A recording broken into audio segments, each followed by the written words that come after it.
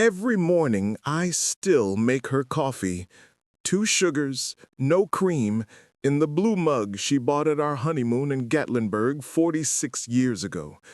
The coffee goes cold now, but I can't stop making it, because if I stop, then she's really gone. My name is Wendell Thorne, and 6 months ago, I lost my Marlena to a disease that took everything but her smile. I thought that was the worst pain I'd ever feel. I was wrong. The worst pain was discovering that while I was grieving my wife, my daughter's husband was planning to destroy what was left of us.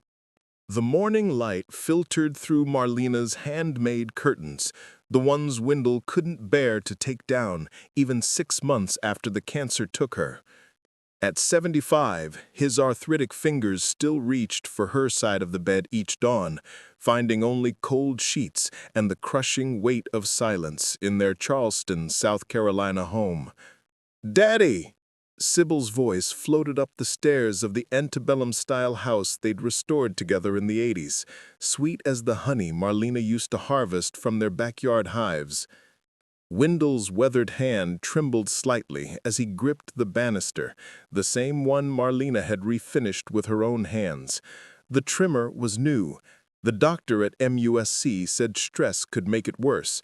But how could he tell his only daughter that her presence was the only thing keeping him from joining Marlena? "You didn't have to do that, sugar," he called back, though his empty refrigerator told a different story. Since Marlena's death, even boiling water felt like climbing Stone Mountain. Sybil appeared at the bottom of the stairs, her mother's emerald eyes shining with unshed tears. Behind her, Roderick stood holding a steaming bag from Callie's kitchen, the expensive low-country breakfast, not the regular grits and eggs. Wendell's trained investigator's mind noted the Omega watch on Roderick's wrist. Funny how a man claiming bankruptcy could afford a timepiece worth more than most folks' trucks. "Daddy, we need to talk," Sybil said, her voice catching. "The bank. They're taking our house in Mount Pleasant. Roderick's business partner disappeared with everything. We have nowhere else to go." Wendell's chest tightened, not from his heart condition, but from seeing his little girl so broken. Marlena would have known what to say. She always did. "This old house has been too quiet anyway," Wendell heard himself saying, though something in Roderick's eager smile made his old instincts prickle. 40 years as an insurance fraud investigator across the Southeast had taught him to read people like scripture. And Roderick was a book with chapters missing. That night, as Wendell sat in Marlena's rocking chair on the piazza overlooking the Ashley River, he noticed Roderick in the doorway, studying him with an intensity that didn't match his sympathetic expression. "You okay there, Wendell? Sybil's worried about you being alone so much." "Just missing my Marlena," Wendell replied, watching Roderick's eyes drift to the family photos on the mantel, specifically the one hiding his wall safe. "Must be hard handling everything yourself, the finances, the house security. Sybil mentioned you'd been forgetting things lately." Wendell's jaw clenched.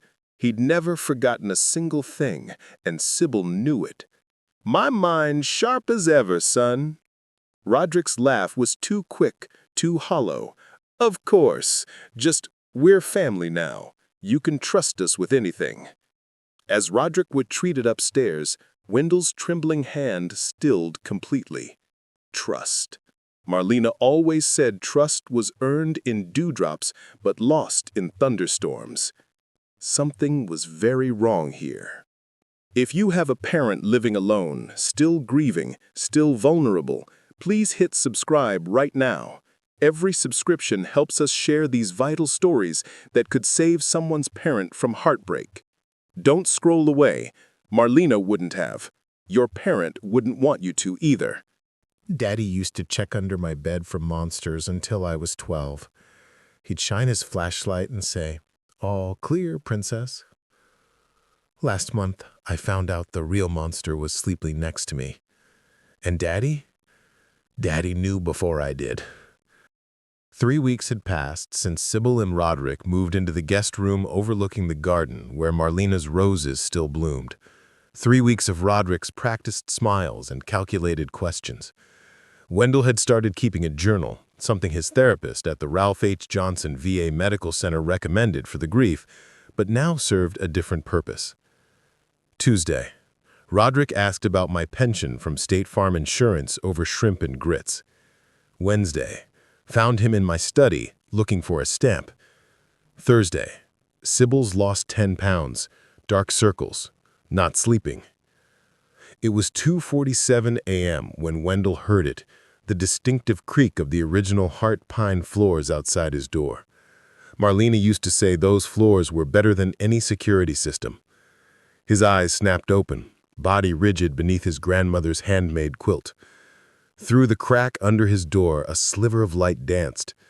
Phone flashlight. Not Sybil. She knew this house like her own heartbeat, had learned to navigate it in complete darkness during hurricane power outages. Wendell's breathing slowed, controlled. Years of surveillance had taught him patience. The doorknob turned with agonizing slowness. He's checking if I'm asleep. Roderick's silhouette filled the doorframe. Wendell could hear his daughter's husband breathing, quick, nervous, guilty. Through barely open eyes, Wendell watched Roderick scan the room, his gaze landing on the antique armoire where Marlena kept her grandmother's silver, where Wendell now kept something far more valuable. "Just checking on you, Wendell," Roderick whispered to the darkness, as if practicing an alibi. The door closed. Wendell counted to 100 before sitting up, his mind racing faster than his heart. He reached for his phone, hidden under his pillow, and reviewed the footage from the tiny camera he'd installed last week, a relic from his investigation days. There was Roderick, clear as day, trying the armoire drawers, locked. His frustrated expression was illuminating. The next morning, Sybil looked exhausted over sweet tea on the veranda, purple shadows under her eyes matching her mother's amethyst ring, the one she never took off. "Sugar," Wendell said carefully, pouring her tea from Marlena's favorite pitcher. "Is everything all right? You look tired." "Just stressed, Daddy. Roderick he's trying so hard to fix things. He's up all night making calls, trying to find work." Wendell glanced at Roderick, who was intently studying his phone. "Calls, you say?" "Overseas markets, you know." Wendell knew. He also knew Roderick's phone records. A few perks from having investigator friends in Colombia showed multiple calls to a number registered to Harrah's Cherokee Casino in North Carolina. "Sybil, why don't you and I go visit Mama's grave today? Just the two of us, like we used to." "I'd love to come too," Roderick interjected quickly. "Pay my respects." "Family only," Wendell said firmly, watching Roderick's jaw clench. "You understand." At Magnolia Cemetery, under the ancient oak draped in Spanish moss where they'd scattered some of Marlena's ashes, Sybil broke down completely, sobbing into her father's shoulder. "I miss her so much, Daddy. She'd know what to do. Everything's falling apart, and I don't know who to trust anymore." Wendell held his daughter tighter, feeling her shake against him. "Trust yourself, sugar. Your mama always said you had the best instincts of all of us." "Even about Roderick?" The question was so quiet, Wendell almost missed it. His blood chilled. "What about Roderick, baby girl?" But she was already pulling away, forcing a smile. "I'm just being paranoid." That night, Wendell made a decision. He would protect his daughter, even if it meant exposing the man she loved. Right now, someone's parent is being manipulated by a person they welcomed into their home. Share this video. It could be the wake-up call that saves them. Don't let pride stop you. Your share might save someone's life savings, their dignity, their faith in family. I've buried my wife, my brother, most of my friends, but nothing prepared me for the moment I heard my son-in-law on the phone, negotiating how much my life was worth to men who break bones for a living. If your parent is too trusting, Too kind to see the evil in family? Please, keep watching. Wendell couldn't sleep. Through the thin walls of his Charleston home, walls that had heard Sybil's first words, her high school valedictorian speech practice, Marlena's last whispered, "I love you," he now heard Roderick pacing. "I need more time." Roderick's voice was different, desperate, dangerous. "You'll get your money, every penny of the 50 grand. I just need—" Silence. Then, "Don't you dare threaten her. Sybil has nothing to do with this." Wendell's blood turned to ice water. His baby girl was in danger, and he'd invited the threat into their home. With shaking fingers, he activated the recording app on his phone, pressing it against the wall. "The old man has money. I've seen the statements. No, he doesn't trust me yet, but I'm working on it. The safe combination? I'll get it." The conversation continued for 20 more minutes. Each word was a nail in Roderick's coffin. Gambling debts, threats of violence, and a plan. God help them, Roderick had a detailed plan to drug Wendell's nightly chamomile tea and rob him blind. The next morning, Wendell watched Roderick prepare breakfast, noting how his hands shook as he poured orange juice. Withdrawal, Wendell recognized. He'd seen it during insurance investigations, gamblers coming down from their high. "Wendell," said Wendell conversationally, "I've been thinking about updating my will." The glass in Roderick's hand slipped, shattering on Marlena's original hardwood floor. "Your will?" "Well, with my heart condition and all, doctor at MUSC says I should get my affairs in order. Sybil would inherit everything, of course, though I suppose that means you'd manage it all if something happened to me." Roderick was on his knees gathering glass shards with eager fingers. "Don't talk like that, Wendell. You've got years left." "Do I? My chest has been tight lately. Stress, probably. Having strangers in my house?" "We're family," Roderick said, a glass shard nicking his palm. Blood dripped on the heart pine, a prophecy in crimson. "Family doesn't sneak around at night." Roderick froze. "You don't know what I—" "Save it." I pulled out my phone, played 5 seconds of Roderick's recorded conversation. Roderick's face drained of all color. "You recorded me?" "Insurance investigator for 40 years, boy. You think I didn't notice you casing my house? The questions about my finances? The way you watch me input my safe code? Oh yes, I see you watching." Roderick stood slowly, glass crunching under his feet. "Sybil doesn't need to know about this." "No," Wendell agreed, surprising him. "She doesn't. Because you're going to leave tonight. Tell her whatever lie you need to, but you're gone." "And if I don't?" Wendell smiled, the cold smile that had terrified insurance fraudsters across the Southeast for decades. "Then I call my friends at Charleston PD. Detective Washington owes me several favors. Amazing what they can find when they really look into someone's background." Roderick's fists clenched. For a moment, Wendell thought he might lunge at him. Then Sybil's footsteps echoed upstairs, and Roderick's shoulders sagged. "This isn't over, old man." "Yes," Wendell said firmly, "it is." But as Roderick stormed out, Wendell knew better. Desperate men don't simply walk away from $50,000 in debt. This was far from over. That night, Wendell began preparing for war. An elderly person is being scammed by family right now. If this story moves you, please, I'm begging you, hit the like button. Your engagement helps YouTube show this to people who desperately need to see it. Don't scroll past. Be the person who helps save someone's parent. I've buried my wife, my brother, most of my friends, but nothing prepared me for the moment I heard my son-in-law on the phone negotiating how much my life was worth to men who break bones for a living. If your parent is too trusting, too kind to see the evil in family, please keep watching. Wendell couldn't sleep.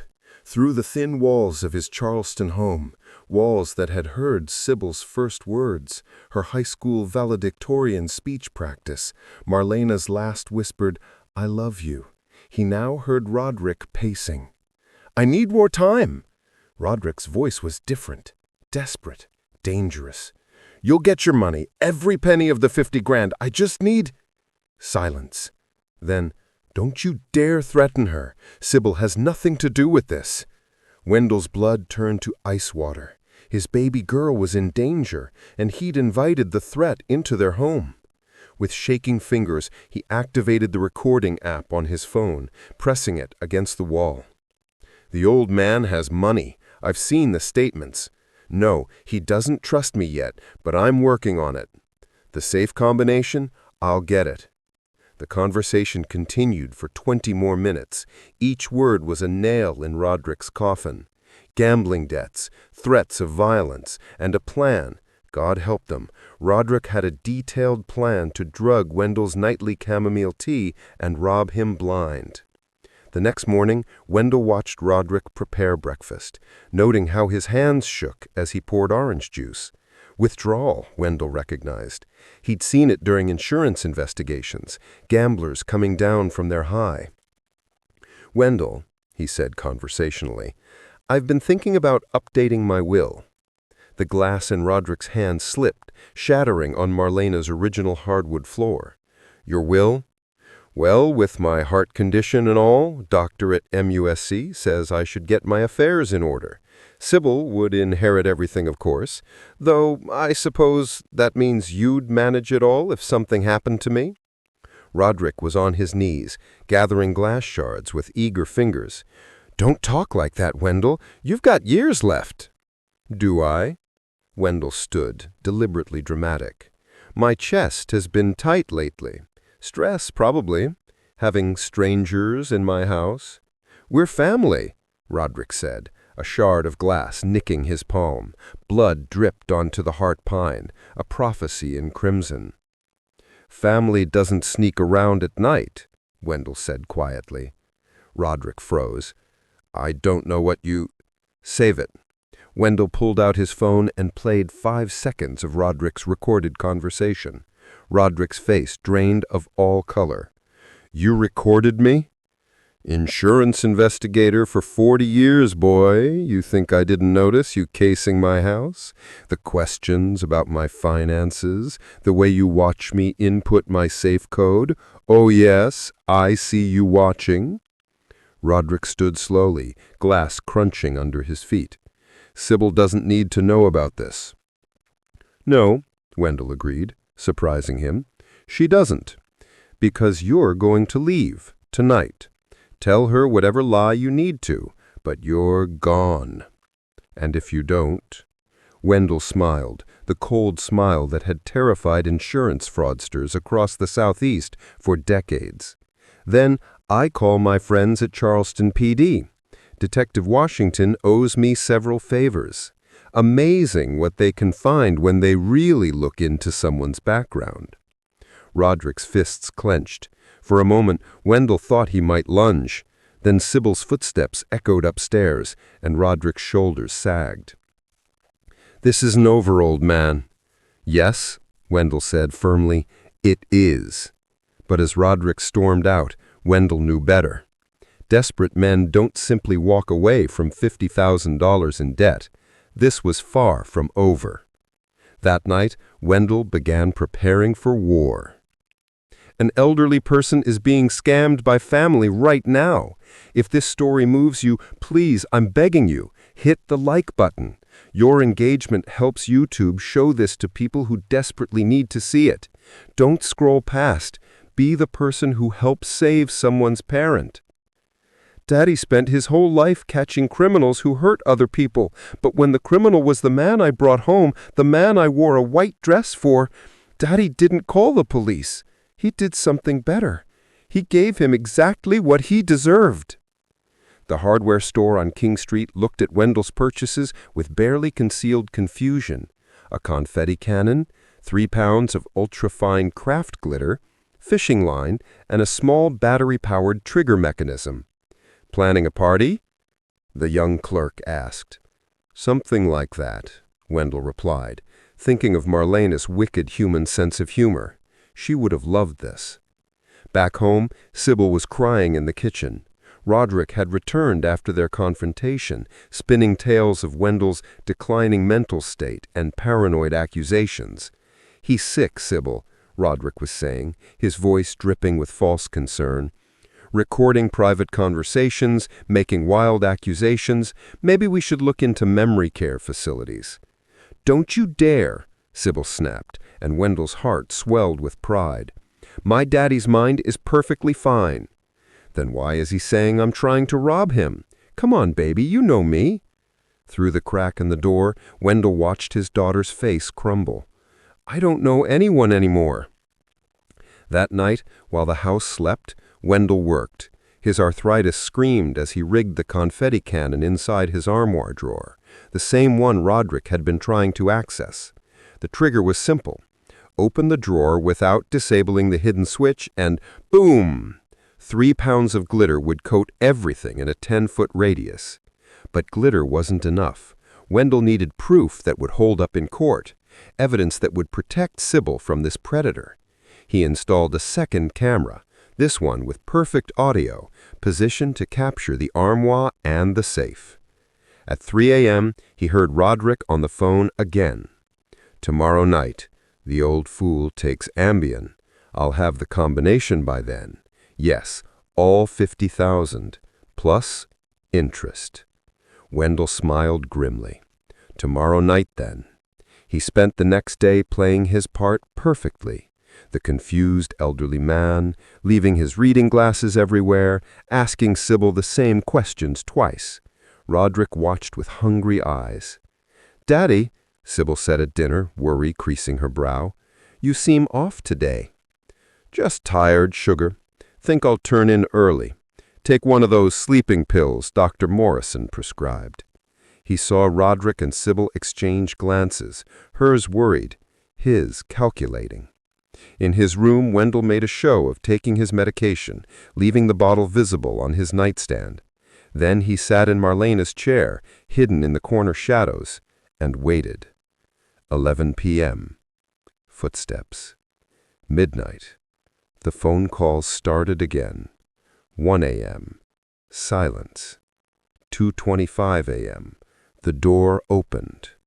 Roderick moved differently this time, confident, assured. He went straight for the nightstand, checking the pill bottle.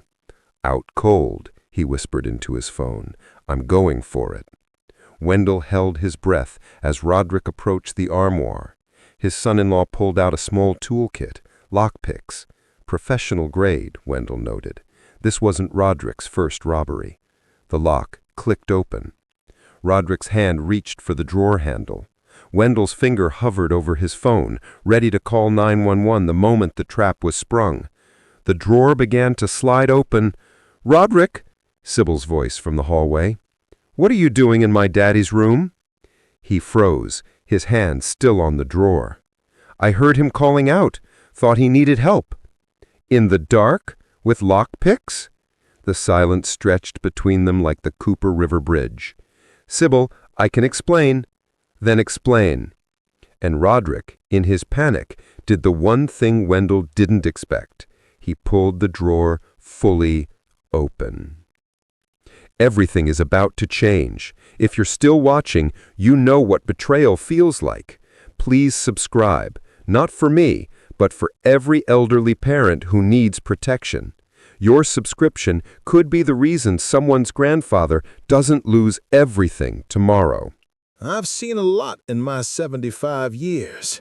I've seen the Berlin Wall fall, seen my daughter take her first steps, held my wife's hand as she took her last breath, but I've never seen anything as beautiful as the moment my daughter finally saw her husband for what he really was, covered in 3 pounds of glitter and his own guilt. The explosion was magnificent. The confetti cannon fired with a pop that echoed through the silent house, launching 3 pounds of ultrafine holographic glitter in a spectacular arc. In the moonlight streaming through Marlena's lace curtains, it looked like the universe had shattered into 1,000,000 dancing diamonds. Roderick screamed, a high, shocked sound that would have been comical if it weren't so satisfying. He stumbled backward, covered head to toe in glitter that clung to his hair, skin, and clothes like accusatory evidence. In his panic, he knocked over Marlena's mother's Victorian lamp, the crash adding percussion to his symphony of disaster. "What the?" Roderick sputtered, glitter filling his mouth. Sybil stood in the doorway, her phone flashlight illuminating the scene like a spotlight on a criminal. Her husband sparkled like a discount disco ball, guilt literally shimmering on every surface of his body. "Daddy!" she called out, fear cracking her voice. Wendell stepped from the shadows, calm as a judge delivering a verdict. "I'm fine, sugar. Just been waiting for our thief to reveal himself." "Thief?" Sybil's voice was small, broken. "Daddy, what's happening?" Roderick tried to speak but coughed up glitter instead. His eyes darted between Wendell and Sybil like a trapped raccoon. "Show her what's in your other hand, Roderick," Wendell commanded. Roderick's glitter-coated fist clenched tighter around something. "Show her!" Wendell's voice thundered with 40 years of authority. Slowly, Roderick opened his hand. A small key fell to the floor, the key to Wendell's safe he'd made from a wax impression. Sybil gasped. "That's not... Roderick, tell me that's not what I think it is." "He owes $50,000 to some very dangerous people," Wendell said quietly. "Has for months, before you even lost the house. Isn't that right, Roderick?" Roderick's glitter-coated face contorted with rage. "You set me up!" "No," Wendell pulled out his phone, showing the recording from the hidden camera. "You set yourself up. I just provided the stage." On the screen, clear as day, was Roderick picking the lock, whispering into his phone about drugging Wendell, reaching for the drawer with criminal intent. Sybil sank to her knees, her mother's ring catching the light among the scattered glitter. "How long?" "The gambling started 2 years ago," Roderick admitted, defeat coating his words like the glitter coated his skin. "Then they threatened to hurt you if I didn't pay." "So you decided to rob my daddy?" Sybil's voice rose to a shriek that would have woken Marlena from the dead. "The man who walked me down the aisle, who trusted you with his only daughter." "I trusted you," Roderick shot back. "For better or worse, remember? You were supposed to support me."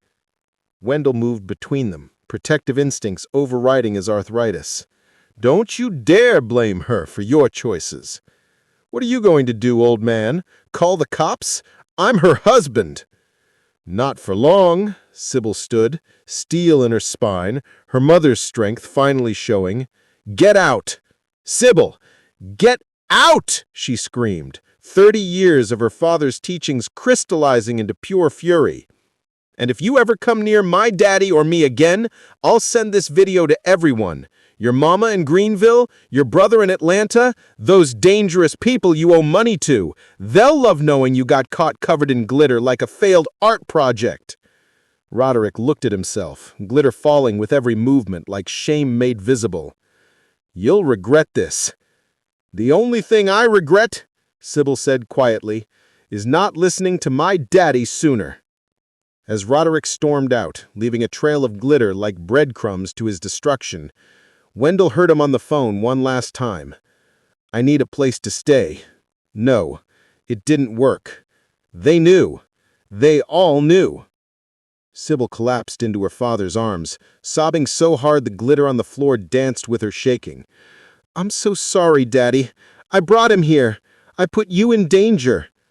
Wendell held his daughter, remembering holding her the day she was born at Roper Hospital, the day Marlena died, and now this. Another ending, another beginning. "You're safe now. That's all that matters, sugar." But even as he comforted her, Wendell kept one eye on the window. Men like Roderick didn't give up easily, not when they had nothing left to lose. If you've made it this far, your heart knows the pain of betrayal. Your like and share could prevent another family from experiencing this. Please, don't let Sybil and Wendell's story end here. Share it now, tonight. Someone needs to see this. 911, what's your emergency? There's a man trying to break into my home. It's my son-in-law. Please hurry. The sound of glass breaking. He's inside. God help us. He's inside. 3 days had passed since the glitter incident. 3 days of lawyers, paperwork, and Sybil slowly reclaiming her life. The divorce papers were filed at the Charleston County Courthouse, the locks were changed, and Wendell had installed a new security system that would make Fort Sumter jealous. But trauma doesn't respect restraining orders. At 3 a.m., Wendell woke to his security app screaming alerts. Someone was at the back door. His heart, his actually problematic heart, skipped as he checked the camera feed. Roderick. But not the Roderick they knew. This Roderick was disheveled, unshaven, with the wild eyes of a man who'd been awake for 72 hours straight. He was jimmying the lock with shaking hands, muttering to himself.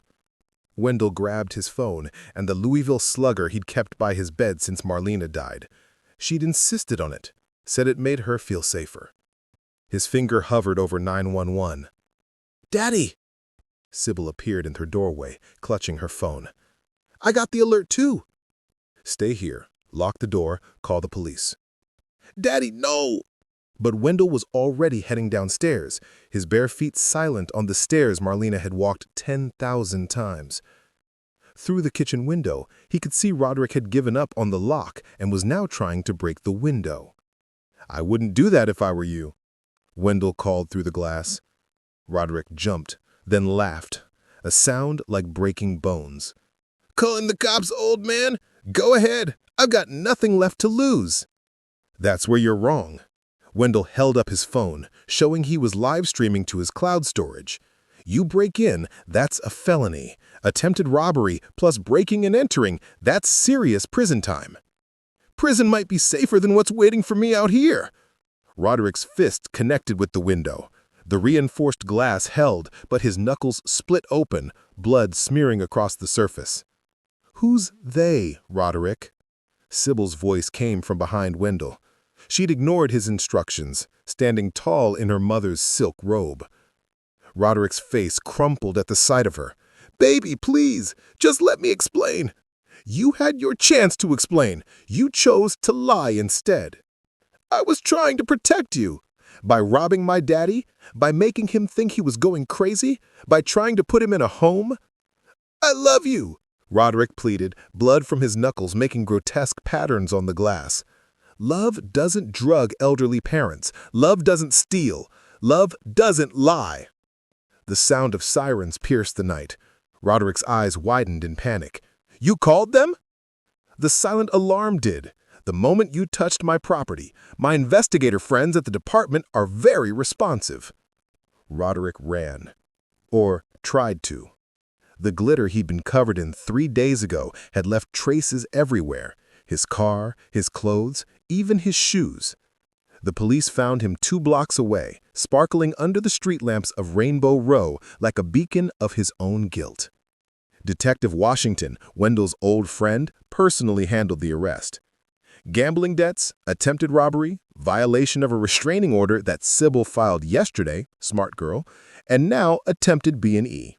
He's looking at 5 to 10. "Will he make bail?" Sybil asked, fear creeping back into her voice. "With what money?" Washington chuckled darkly. Besides, those casino people he owes, they're not the patient type. He's safer in custody. As they watched the police car disappear into the dawn, Sybil leaned against her father. Mama would have handled this better. Wendell kissed the top of his daughter's head, smelling her jasmine shampoo, the same brand since she was 12. Your mama would have used twice as much glitter. For the first time in days, Sybil laughed. Really laughed. The sound filled the house like gospel music, chasing away shadows and ghosts. But as Wendell looked at the blood smeared on his window, he knew this wasn't over. Roderick's creditors wouldn't simply forget about $50,000. And desperate people had long memories. This story isn't fiction for thousands of families. If you're not subscribed yet, I need you to ask yourself why. Someone's parent needs this information. Subscribe now. Be the reason someone's father is protected. Sybil, it's Daddy. If you're getting this message, it means they came for me. I want you to know, everything I did was to protect you. I love you more than all the stars your mama used to count with you. Don't come home. Call Detective Washington. I love you, sugar. I love... The line goes dead. The call came at exactly midnight, 1 week after Roderick's arrest. Mr. Thorne? The voice was smooth, professional, dangerous. My name is Victor Castellano. I believe your son-in-law mentioned me. Wendell's blood chilled, but his voice remained steady. 40 years of negotiating with criminals had taught him that fear was a weapon you handed to your enemy. Roderick isn't my son-in-law anymore. Legal technicalities don't concern me, Mr. Thorne. Debts do. $50,000, to be exact. That's Roderick's debt, not mine. Yes, but Roderick is indisposed, and debts, like sins, have a way of passing to family. Sybil appeared in the doorway, mouthing, "Who is it?" Wendell waved her back, but she stayed, stubborn as her mother. I'm not responsible for his gambling losses, Wendell stated firmly. No, but you're responsible for him being unable to pay. That little glitter stunt, the arrest, it's caused me considerable inconvenience. Then I suggest you take it up with Roderick's public defender. Victor laughed, a sound like ice cracking on Lake Murray. I think you misunderstand your position, Mr. Thorne. I know where you live. I know Sybil works at the College of Charleston Library. I know she walks through Marion Square every morning. I know you're recording this call to intimidate witnesses in a federal case. I also know the FBI has been watching your operation for 6 months. Would you like to know how I know that?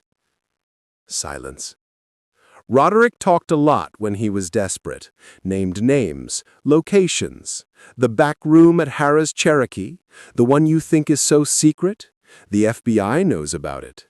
They know about you, Victor. You're bluffing.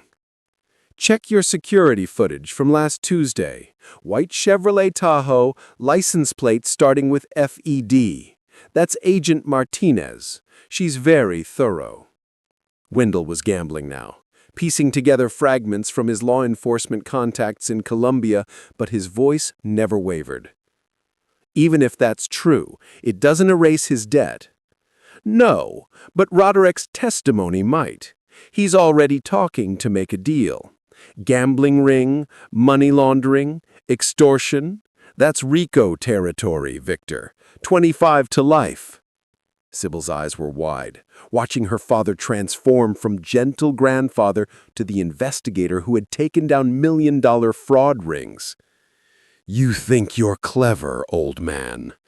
No, I think I'm experienced. There's a difference. The line went dead. Sybil rushed to her father. Daddy, what if he... He won't. Wendell pulled up a contact on his phone. Agent Maria Martinez, FBI. The call connected immediately. Wendell, it's midnight. Maria, remember that favor I owed you from the Hutchinson case? The casino ring? We're already on it. Got an interesting call from a Roderick fellow in county lockup, singing like he's auditioning for American Idol. Victor Castellano just threatened my family. Victor Castellano is about to have bigger problems. We're raiding the casino in 6 hours. Want to watch from the surveillance van? Wendell smiled. The first genuine smile since this nightmare began. Wouldn't miss it. As dawn broke over Charleston Harbor, Wendell and Sybil sat in an FBI surveillance van, watching the casino get raided. Victor Castellano, the man who'd terrorized families across the Carolinas for years, was dragged out in handcuffs, screaming about setups and snitches. "Is it over?" Sybil asked, exhaustion making her look so much like Marlena in her final days. "Almost, I promise." But as they drove home past the historic homes of the Battery, Wendell noticed Sybil crying silently, staring at her wedding ring. "I really loved him, Daddy. Before the gambling, before the lies, he was different." People change, sugar. Sometimes they become who they really were all along. "How do I trust anyone again?" Wendell took her hand, feeling the weight of her pain. "You start by trusting yourself. Your instincts tried to warn you. Next time, you'll listen." "Will there be a next time?" "Oh, sugar, my mama made me wait through 3 boyfriends before she said yes. The right one is worth the wait." As they pulled into their driveway, Wendell noticed something on the porch. A package. No return address. His blood ran cold. "We're almost at the end, but don't leave yet. The conclusion will restore your faith in justice and family.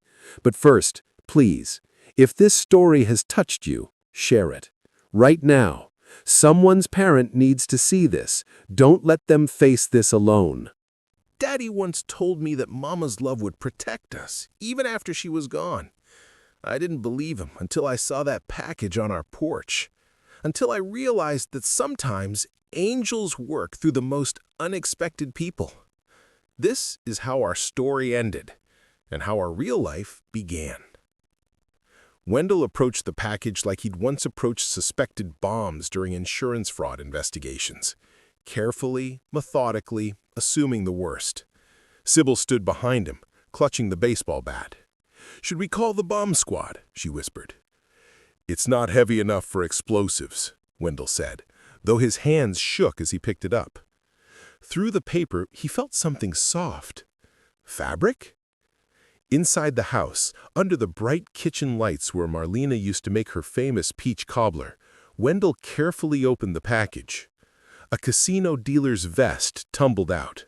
Victor Castellano's personal vest, the one he wore like armor.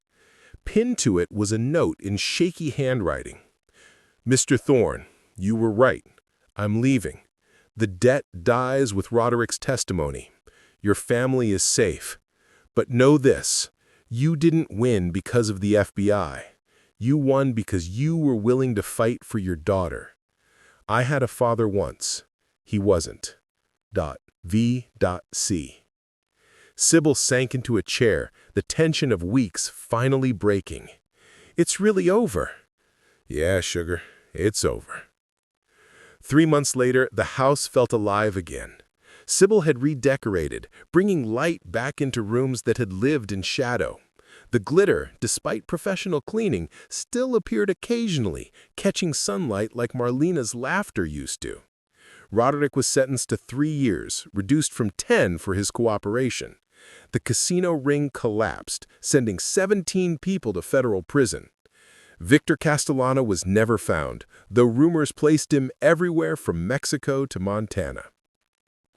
Sybil's divorce was finalized on a Tuesday that felt like Easter Sunday. Resurrection, renewal, rebirth.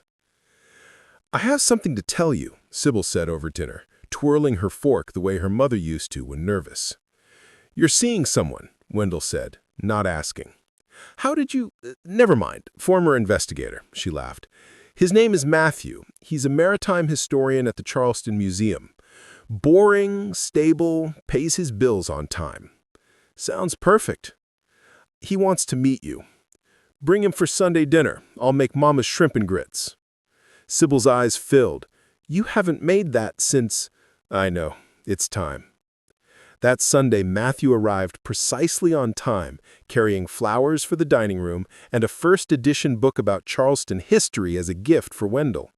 He was everything Roderick wasn't: quiet, thoughtful, genuine.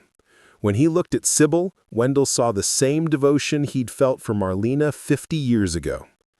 "Sir," he said after dinner, while Sybil was in the kitchen, "I know what happened with Roderick. Sybil told me everything.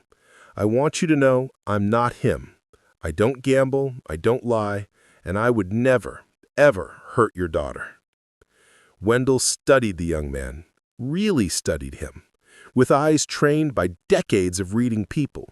He saw nervousness, yes, but also honesty, integrity, love.